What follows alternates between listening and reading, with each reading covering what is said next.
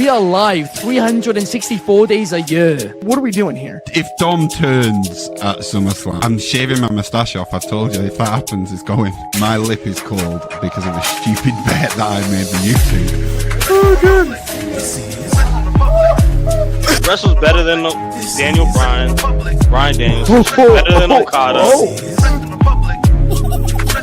How do you not get sushi after Monday Night Raw? Welcome to Wrestling Republic's daily broadcast, a show where a rotating cast of wrestling fans from around the world come and share and debate their opinions, with live comments from all of you shown throughout, as after all, fans are what makes wrestling so special. So sit back, grab a beverage, and enjoy the show.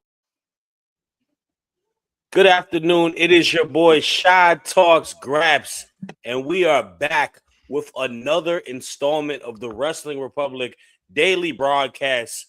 We're here to talk about what potentially could be the worst SmackDown of 2025. We are all almost done with the year 2025, and we are etching close to Christmas. So excited to talk about everything pro wrestling leading into that. Man, we got a jam-packed show. We're going to talk about everything tied to it, and I can't do this by myself. I got a prestige panel of podcasters in the house today, and we're going to first kick it off to my dog, who is from Philly, even though our Eagles are actually down the road from me today, looking to clinch that NFC East title. Anthony, how are you?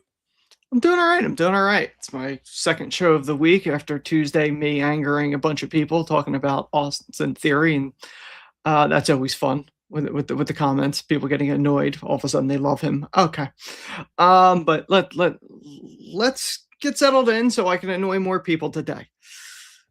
Let's do it, man. It's always good to criticize wrestling takes and people being upset about it. We know you guys love us at the end of the day, even though you threaten us and say hateful stuff sometimes. But you know what?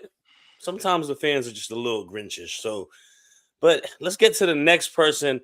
My dog, I got to hang out with bro last week. We got to see John Cena's last match, showed him around the great city of Washington, D.C., and today, this is the first time I get to do a podcast with him. So last but very not least, my dog, Davis. How are you doing, bro? What is going on, everyone? Yes, welcome back. Seeing you again, Shad, on a Saturday. We're going to start calling it Saturdays with Shad. That's what we're going to call our Saturdays now. Can't wait to get into the SmackDown. And yeah, we may be making a few Cody fans mad today. We very well might make some Cody Rhodes fans mad today. And man, let's just get right into it, because last night we had a Cody Rhodes promo tied to a follow-up of a out of the arena encounter that he had to do. Cody invading people's houses, trespassing, looking to fight Drew McIntyre after Saturday night's main event. And he went, potentially full Homelander last night, showing a little bit more shades of it, calling himself quarterback one, virtually telling Nick Aldis that I can do whatever I want because I'm the man around here. Nick, who are you? And it felt very anti-hero-ish in a sense, right? And I feel like they have been, teetering the line between, is Cody this white meat babyface, or is he potentially gonna be heel, right? A lot of stuff that we talked a lot about prior to what he did character-wise in AEW, is it kind of bleeding into the WWE. Now, before we kick it off with that, I will say I have never cared less for Cody Rhodes than I have right now. And I don't want to blame him. It's just this ongoing hamster wheel of the Cody Rhodes and Drew McIntyre storyline has gotten so stale, and it just does not pique my interest at this point. And I don't want to blame Cody in totality, because the booking is the booking and he can only do so much, but it's become so just copy and paste to not even copy and paste. It's just a ongoing drag between these guys feuding. And last night, I will say, his promo was strong. He had a lot of fire to it. it just doesn't make me care that much. And I want to know what you guys think, obviously, because I might be alone on this, or y'all might agree with me. Anthony, obviously, you got a Cody Rhodes weight belt behind you, and you did get to see him finish That's his the Roy story. for Mania of Yeah, 40. but Yeah. you are one of the most unbiased people I know. I want to know how you Appreciate felt that. about this character development and everything going on with him and Drew continuing their feud. First off, I do want to say it's one of those things that brings me back when they invade somebody else's home. This is kind of one of those things that, they used to do back in the day. Austin invading Pillman's house, Hunter invading Orton's and throwing him through the window. I kind of love that stuff. So I am kind of glad that they did it, even though it's cinematic-y. Like but again, it's wrestling. It's we know it's predetermined. So it's not like just go along for the ride on that. I think the feud is one of those things that Cody really needs that antagonist to go against. When you start with, he had Seth originally when he first came in, then it was like the bloodline, and that, finishing the story, it's really a hard act to follow. So to me, in my personal opinion is, I think we are going to see the Homeland return finally at some point in 26. I think SmackDown needs it. I think you need that monster heel. And you saw elements of it, and you've seen elements of it. And I think whether this was intentional or not, I don't remember a while back when Cody had a promo with Punk, and it was very much like Punk warning him that corrupts. Almost like Gollum with the ring. I always refer to that. Like it's going to his head. That promo was exactly that. That was fire. That is what Homelander Cody could be. And I think as over as he was as a babyface, and he is, I think the heel run, if you put the right people him up against him, babyface wise, it could be a legendary type run. I've seen this version of him in Ring of Honor. And to be on a grander stage, it's great. Him throwing in I sent out a tweet that shocked the world. I won King of the Ring. I won this. I won that. My thought was, and I knew they weren't going to mention it, technically he won the NWA World Title off of Nick Aldis on the original All In. So it's kind of, I'm okay with that. I wouldn't mind seeing a Cody against Nick Aldis match, on a WWE stage. Because we always talk about, well, is Aldis ever going to wrestle? And I think a lot of us thought, it's probably Orton. But Cody's one that he could certainly do, or he could certainly take a bump if Cody goes after Aldis. I think Homelander is the best move for him. I think it's the best move for SmackDown. I do think when it does happen, though, I don't necessarily think you're going to see it coming. I think it's going to be sudden. Obviously the breadcrumbs are there, but I think when it does happen, it's not going to be one of those things where like, yeah, he's turning tonight. Like I think there's going to be a shock value when they eventually do it. That's my guess. No doubt. And look, I don't disagree with a lot of what you just said. Honestly, a lot of that does make a lot of sense. I think the caveat that people have had in regards to him going, heel is just the fact that he's been the, top babyface in pro wrestling, to be honest with you. I mean, WWE, whether you want to say it, whether people want to say that, obviously they are the most notable company viewership wise, and he is the most notable babyface on that company. So, and he's the driving force that, kids still love him. I mean, we just saw it on Saturday, right, Davis? Like when his music popped, the little kids are going crazy. A lot of kids wearing the Cody American Nightmare shirts and all of that. So it's going to be interesting. I want to read a couple comments, and then Davis, I do want to get your thoughts as well. We got the homie numero one Superfly in the building. He said SmackDown last night sucked, where literally nothing happened, and feuds just simply continued because Triple H loves extending feuds for absolutely no reason. He also says, hopefully Drew and Cody finally ends. Just like before, Triple H loves extending feuds for the sake of it. I want to ask that to you then, Davis. What are your thoughts kind of going into this feud with Cody and Drew? Do you think that it's kind of, ran its course, and are you tired of it, or does it still have a little bit meat left on the bone where what they're doing has you a little excited?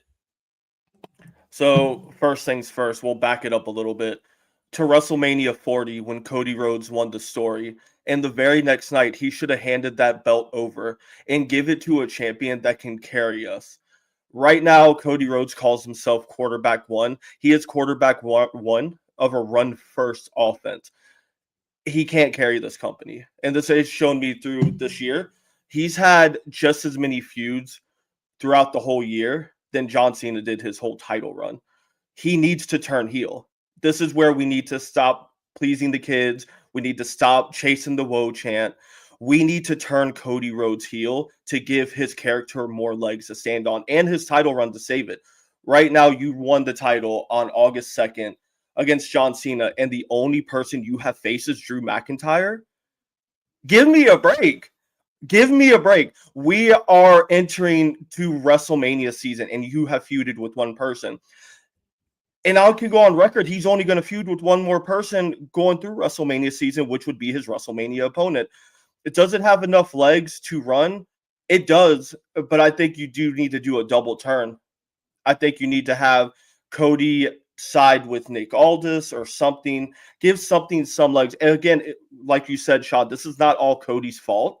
This with Cody, it does have a lot to do with booking. I think we can go back to about a decade ago with the John Cena character, and we're scared to pull the trigger because we please too many people and we sell too much merchandise.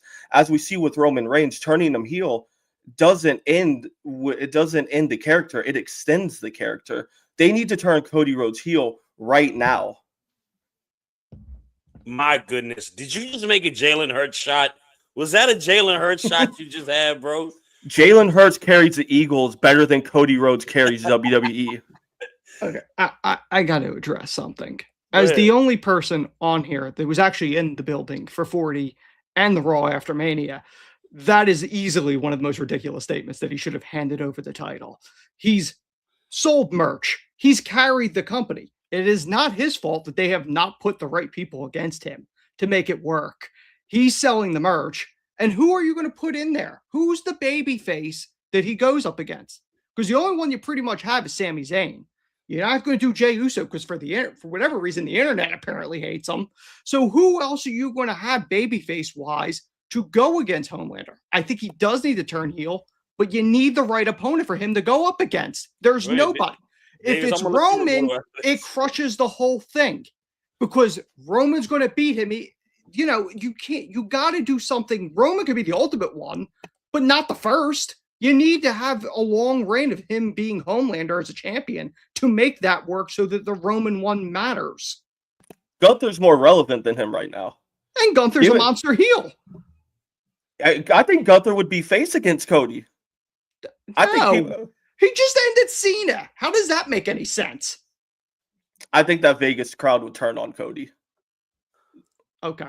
Wow. Just like they did last year. Okay. Because of Cena. That had nothing to do with anything. It was Cena during a farewell tour. That's not a comparison. Cody's run is stale. He's selling merch. This is a very interesting point because I feel like I'm in the middle between both of what y'all are saying.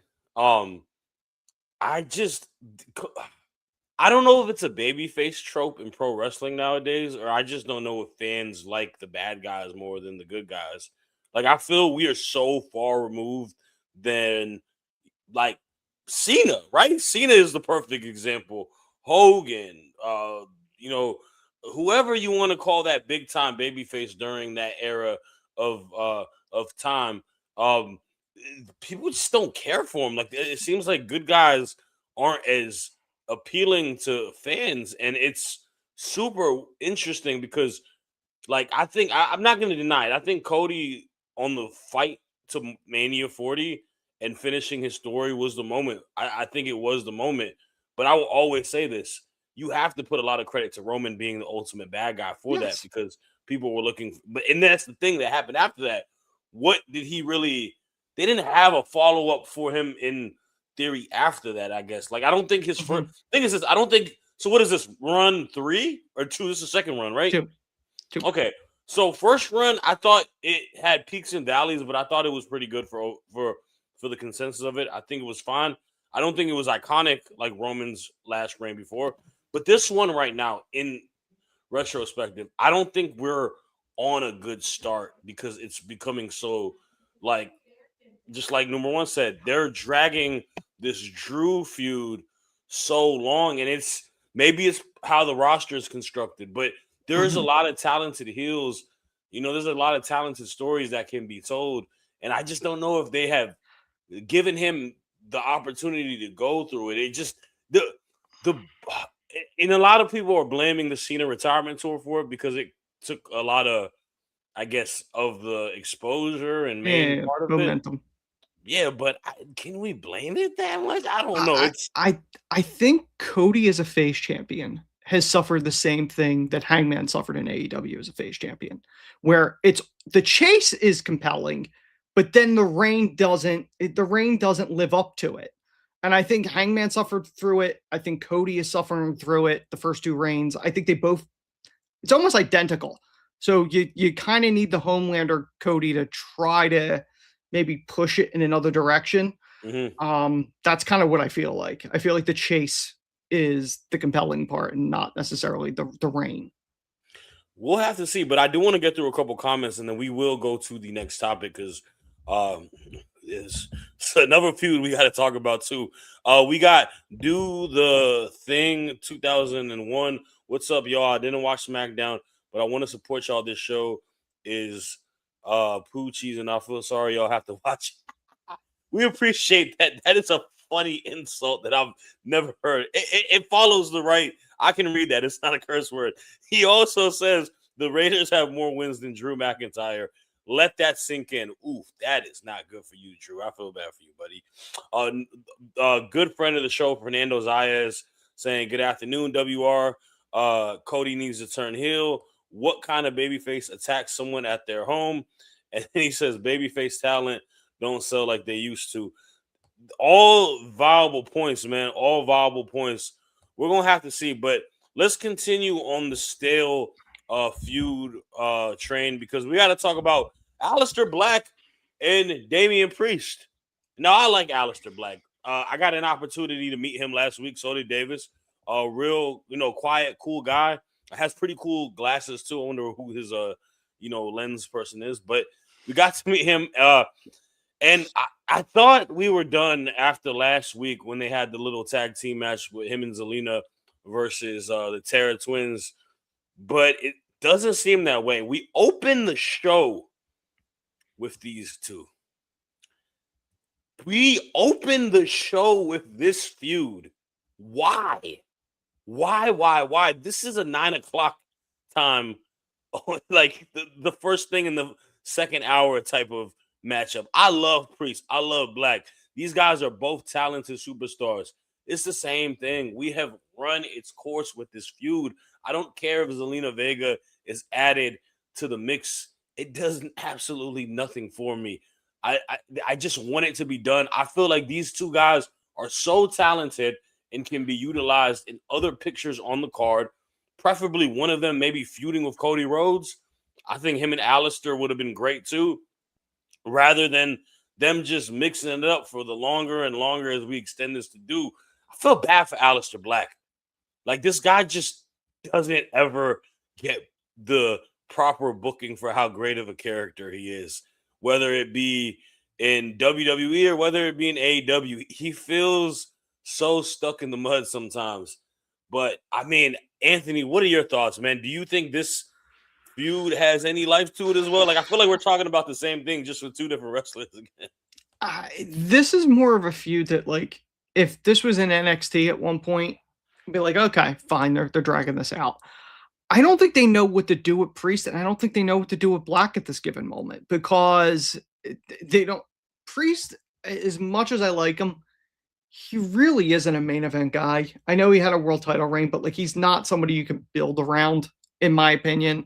Black is one of those ones where he's always at this cusp, almost like Brody King where it's like he's on the cusp of things, but he never gets to the next level. And I don't know why. He's never really been booked that way other than in NXT, where he was booked as the top guy. I don't know if it's they don't want to pull the trigger and give him the WWE Championship because he would be an ideal person to face a babyface Cody. You can kind of do that. They obviously do have history, even though you can't necessarily reference it, but you know what I mean. So I don't know if they're afraid of pulling the trigger there. I personally think the rosters do need a shuffle. You need to shuffle some stuff around because that's part of the problem where things get stale is that, okay, you only have a limited number of people you can kind of do this stuff with and put in positions. And some of them they don't think are ready, or this person's a face and that won't work, or this person's a heel and this won't work. I mean, this is one of those things that I don't necessarily think this feud's going to elevate either one of them. It's space filler, really. That's what it is.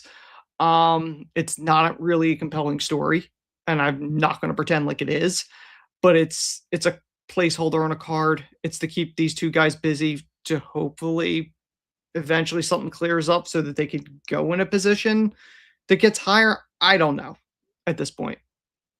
It's so sad because, to your point, they may not see Priest as a main eventer. That's fine. I thought he had a great title run for the World Heavyweight Champion. But, I mean, this is a guy that's had Mania moments. This is a guy who's given a global Grammy sensation a classic match Yes. in the WWE. And then you have Alistair, who's just one of the most interesting superstars. Unique. Yeah. Very unique. Yeah, unique. He's very, very different in that sense, but such a great worker, such a good talker. He's like a plug and play guy, whether it be in the US title picture, you have him feud with Dragunov maybe, or whether you move him up to the main event scene and have him feud with Cody. Like, I feel like he would be the perfect villain to go against those two type of guys where, like you mentioned, this is just a filler feud. I don't know, man. I feel like we're getting close to the end. Also, this might be a hot take. I know that is his wife. I have no reason to see Zelina Vega and him as an act together. I don't think she adds anything to it. I actually think Zelina Vega is being wasted being a manager to Aleister Black. I think Zelina Vega is actually a very good heel women's single star. She showed it obviously as a manager for Andrade, but after that, the whole queen, the whole whatever you have her do, the backlash match in Puerto Rico. Yeah, like she has a lot of like quality as a wrestler, but also as just a character where she can thrive on her own. I don't like this is very Cross and Scarlet coded in that sense. She doesn't need to be a valet. Like, she is good on her own, and she succeeded probably more than Aleister on her own in her career in the WWE. When you talk about main roster, I mean, Aleister had his big peaks in NXT, then he got let go, and now he's trying to find his footing back. So I don't know. It doesn't fit to me. I don't know. Like I said, I know they're married, but Zelina doesn't have this witchy, sinister character to her. I feel like she's more of a, kind of like, hey, I'm gonna talk my talk. I'm better than you type of character. But I digress. Let's get a couple comments on this, and then we will get to the next topic that really, I don't even know what we're doing. I might have to snap on that one. We got the millennial noob in the house. It says, hello, everyone. SmackDown, more like turn down because Cody Rhodes is suddenly turning into Homelander. Hey, man, that was a pretty good pun right there. Do the right thing says Priest and Black feud is past expiration date. Then Brian Kelly being the coach at LSU. That is a good one. I like that. We got Fernando Zaya saying Priest is not a natural babyface, more effective as a heel. I don't know about that. I think he's got a little duality. If you remember what he did in NXT, as like the North American champ and stuff like that, I think his character work was good there. He's got the, his inspo obviously always talks about is like Razor Ramon, right? He's got that cool factor to him and stuff like that. He feels like a rock star more than anything. I think you got to kind of lean into that a little bit more. We got the homie Sis, Mary, Atomic Merp saying, we out here. How are you doing? All right, let's get to this next topic because WWE, count your days. Because why in the world do you have the tag team champions, the Kabuki Warriors, losing a non-title match to put over a new team and establish them and only progress some feud that they're having with another tag team? There are so many wrestlers in that company. There are so many tag teams that you could have auto-generated. There are so many enhancement talents you could have pulled up. But you had Kyrie Sane and Oscar lose. You might as well give the titles to Lash and Nia Jax at that point in time. Because if a champion loses, to me, they might as well put the belts up and lose the title at that point. It makes absolutely no sense. And I said this earlier. WWE and AEW as well have a big problem because all of a sudden, and I'm not complaining about it to that degree, but they have gone so to this side where they put all this emphasis on the tag titles, where all the singles titles have looked meaningless. I mean, Julia is getting no reaction in the crowd. They have done her a disservice. Chelsea Green and her are feuding. Chelsea's also feuding with Jade. Jade is feuding with Mia Yim. I love Mia Yim, but nobody wants to see that. This is looking really, really bad on my end, and I'm not happy about this. Davis, I want to know your thoughts, though. So, Mr. Shad, when you were absent on the late night NXT show, I stated that Jade's title run was stale. I got a bunch of shocked faces. And it's not because of Jade Cargill. It's because of what things are going on with this match. You have a bunch of main eventers feuding in the tag team division, which is leading Jade on an island to feud with exactly what you just said. A mid-carder. And that's going to go nowhere. So let's talk about the match first. Lash and Jax, I have no problem with them beating them.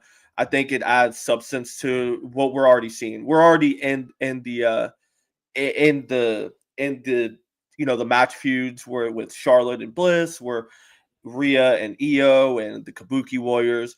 It could lead to, who knows, a TLC match down the road. That'd be awesome to see, in my opinion.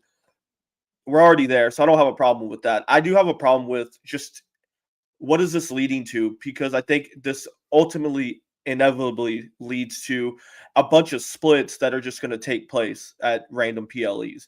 So it's essentially taking tag teams and just duplicating the storyline. That's I guess the main problem I do have with it. I think AEW has a very similar problem. We'll talk about that at a later date. But with this, it's a very split decision, because I don't have a problem with the win. I have a problem with just the feuds. And the ultimate outcome is just a whole bunch of splits. It's just duplicating the storyline. So it is a little bit of a lazy booking, because you're just doing the same thing just with a bunch of teams. So we'll see where it comes with it. Hopefully the climax is a TLC match. That's personally what I want to see. I think you got the talent to do it. But yeah, it's very interesting to see what they'll go from here. It's rinse and repeat from what they were doing with the men's stuff where we do that, though. We're just having every team feud with each other and it be and look what that has mounted up to, right? Like, even the men's tag titles on SmackDown, like, those guys are now all pseudo feuding for a singles belt. It worked for a while. I mean, the tag title match should have been on Mania. For sure. It worked for a while. The problem with any of this, whether it's AEW or WWE, I know this is a much bigger discussion. There are too many titles and there's not enough time. Like, there's not enough time to support all this. So, like, when there's arguments, oh, they should create this belt or they should create that belt. Where are you putting it? What are you deducting from? That has always been my argument. Anytime's like, oh, they should add this or they should add that. Also, they become participation trophies if everyone has one. Like, point. You know what I mean? So it doesn't, point.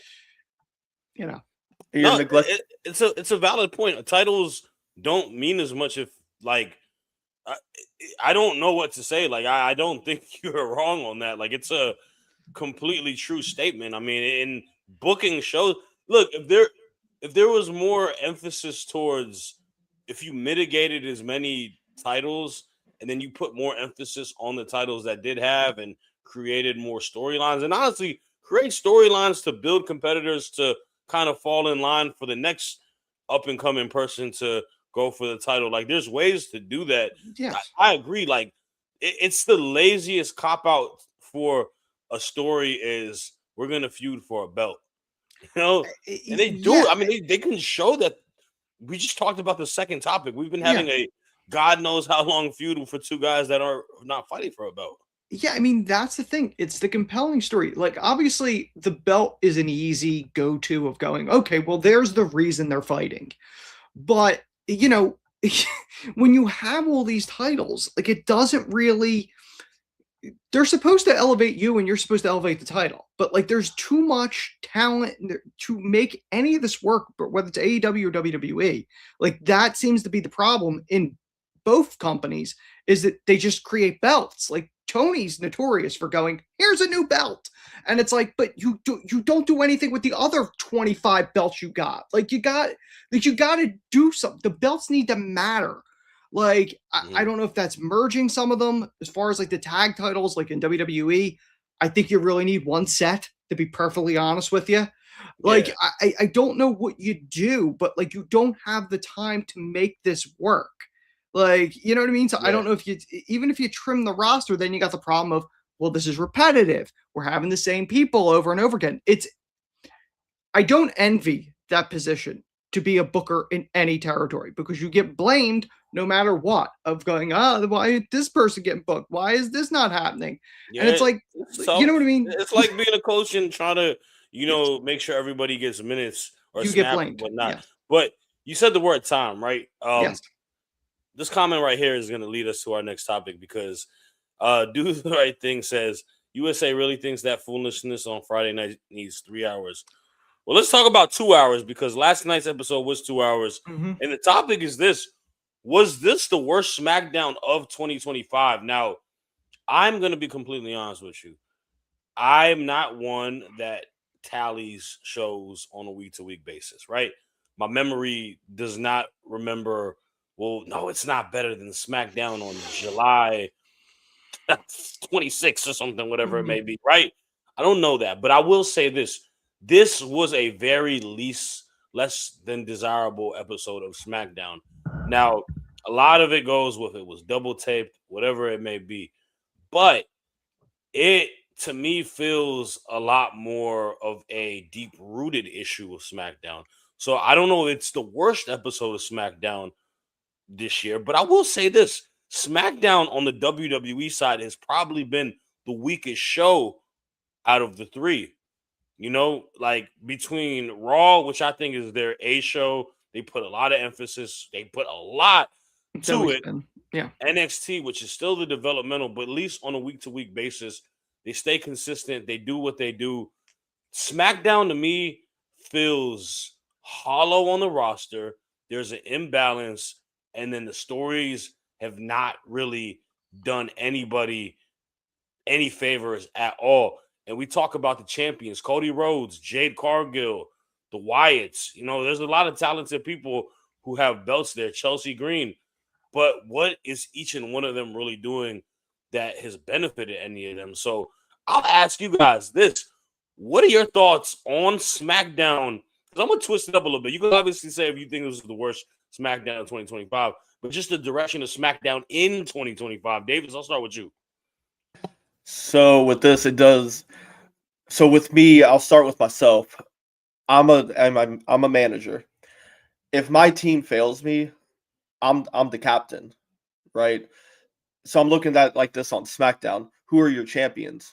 It's Cody Rhodes and Jade Cargill, Tiffany Stratton. We'll split Jade and Tiffany.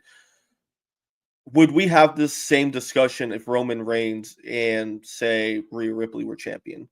I don't think we're having the same discussion. I think you're and I'll rephrase it, your quarterbacks. I think your quarterbacks are your driving factor. They're who make it a must-see. Now, besides the fact that can be booking as well, we'll see if booking fixes those issues in the coming days and coming weeks. Now, if we look at I know we've talked about this plenty of times. you do need to have a 3-hour show. And in my personal opinion, and I will go to the grave with this, you need to have a 3-hour showing, but you need to utilize all 3 hours, not have 3 hours of, a Cody Rhodes segment or a Vision segment, and, have a Vision backstage segment and then have a Vision coming back and interrupting the match. I remember seeing a Money in the Bank go home show, and it was nothing but the Vision attacking for 3 straight hours. And it just killed the show, and it killed the momentum of the show. You need to utilize the talent. You need to utilize the United States Championship division. I love the open challenge, but I think the United States Championship is now missing a storyline with just doing open challenges. What I will give them their props on what they've been doing lately with Ilya being the champion is they have been giving them a storyline with Tommaso Ciampa, DIY. So they have been able to grow from there. You need to maximize the tag division. Arguably, they had the best tag team division coming into 2025. And it just went south so quick after the TLC match at SummerSlam. I'm going to leave it at this. I think they can come back from this.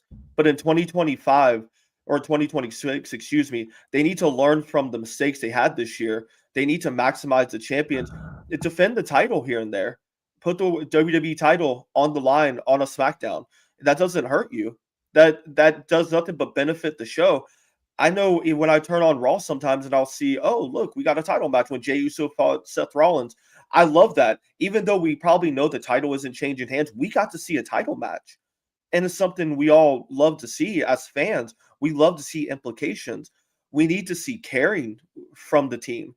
I don't think the booking team cares. And I don't know where that stems from. I'm not going to point the finger at Triple H or Road Dogg, or they just need to care collectively and care about each segment, not just keep doing the same thing. 3 hours is the go-to, but you need to maximize 3 hours to get the most out of your product. I agree 100%. I feel like you can benefit.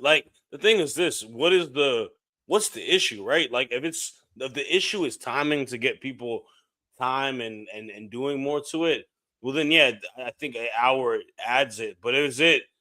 I don't know if that's the issue. I feel like the issue has just been the quality's been bad, and are we just getting additional bad quality of wrestling? I don't know. I truthfully don't know. I fear for it because to me, compared to Monday Night Raw, even on crowd participation, I feel like we don't have as hot crowds on Friday nights as Monday nights, and a lot of that is just the booking. Like Julia got crickets last night. You know what I'm saying? And I know it's a double taping, so that does a lot. Shows are long. People get tired. But Anthony, I want to get your take on it, and then I'm gonna read a couple comments before we get out of here. Mm-hmm. I do find it funny that when talk previously of SmackDown going to 3 hours, people groaned because it was, Raw was 3 hours and it was a drag to get through. And SmackDown was always a breeze to get through with the 2 hour and the booking and how they were doing it. Then it went to 3 and everyone's like, oh, this they're dragging. And then it was good. And then they went back to 2. Honestly, I think the sweet spot is what Raw has, 2.5, if I'm being perfectly honest. I don't need a 3 hour on a Friday. I really don't. 2.5, I think, is kind of the sweet spot, to be perfectly honest. I think SmackDown right now probably needs a compelling heel storyline, whether that's Homelander or something, because SmackDown was being driven by the Bloodline for a long time. You need that compelling story to really drive stuff, whether it's Dragunov or whoever's the U.S. champion doing an open challenge, whether it's Jade, dominant with the women's championship, the tag division. The talent's there. You just need to put the pieces in place to make it compelling to the audience. And that's true with any wrestling product. I don't think, and this may be a controversial take, I don't think anybody in wrestling in 25 was better than 24. I'm going to be perfectly honest. I think the industry as a whole has not been as compelling. There really has not been anything in the industry that made me go, oh, you got to watch this. You felt it with 24. I don't really necessarily feel like I felt it in 25. As far as the worst episode, Shad, I'm like you. I don't memorize every Raw, SmackDown, Dynamite, whatever. If it was really bad or really good, I'll remember it. Next week, I'm not even going to remember this. Like, if I'm going to be perfectly honest, this is not a thing that I'm really worried about. This time of the year, though, in general, they're not giving you their best because people are busy visiting people for the holidays or whatever. No one cares right now. Usually, like, best of episodes air this time of year. No one cares. No one's watching Collision probably taking place right now. People are doing stuff. Nobody's bothering with this stuff. So I sort of get that, but you need to come in with the A game starting in January because you're on the road to WrestleMania and now it matters. So, just try to fix whatever this mess is that you have, the funk that you're in 25, which, I don't know. Like it just booking stuff to just book matches is not the go-to answer. I know some people do that, but booking a show like it's a Saturday indie show because this will be a great match doesn't necessarily drive anything other than a pop for 5 seconds. Like you need long-term storytelling that'll drive the business. That's successful. That's been proven. I feel that, but I will say this: in Triple H's booking, it's a little bit too long term, right? You that you need check to find engine the sweet light spot. Yes. has been going on for quite a while now, and then car might break down at some points, but we will see. I mean, I don't know. I need to see some sort of change happen into 2026 with SmackDown, or like it's just going to be a continuation of episodes like this. Whenever you see me on it, like I said, my thoughts are my thoughts. Others may feel other way, but I want to see what the comments got to say because y'all have been a live one today. Let's see what we got. Millennial Noob saying what WWE needs to do is focus on the whole Asuka and Io storyline and not this whole women's tag team title nonsense. Fully to agree with that. Fernando Zayas is calling for the fire of Road Dogg Jesse James to save SmackDown. Do the right thing says WWE Afterburn is better than 2025 SmackDown. We got the homie Matt Williams in the building saying that I know I'm late, but he thinks AEW has 100% been better than WWE this calendar year. We got Mary saying long-term storytelling. Fernando also saying Jade's booking as world champ has been trashed. Why is she feuding with jobbers? Talking about Mia Yim. We got Matt Williams also saying, where's the Julia comment that I wanted to read? Saying they fumbled the best women's wrestler free agent in the past 5 years with Julia. She was money in Japan. That's the one that hurts me the most because that doesn't necessarily mean it transfers over. That's always been a struggle. The talent is there. The talent's there, but the success has always been a difficulty transition in wrestling from Japan to US for the most part. It worked in NXT.